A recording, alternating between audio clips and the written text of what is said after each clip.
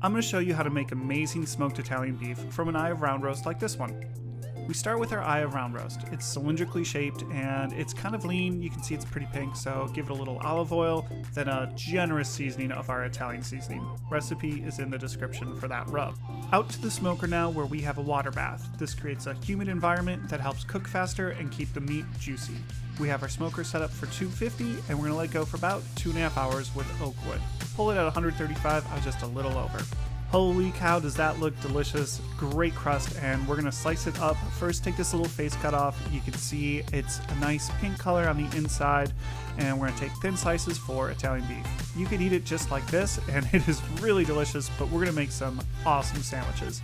To start with, though, we're gonna need to get some awesome bread, so we're gonna go to our friends at Simple Bakery in Lake Geneva, get their white bread sliced up, and then for cheese, we're gonna go to Hill Valley Cheese Bar and get some of their gouda.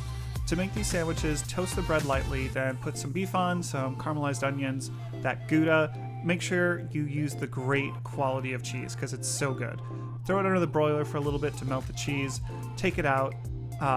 Man, guys, this just smelled so good. The smoky flavor was awesome. You can see how awesome that sandwich looks. Take a bite. Getting these great local ingredients makes a difference in the sandwich, but you can make it just as Italian beef or a sandwich. Recipe for both is in the description.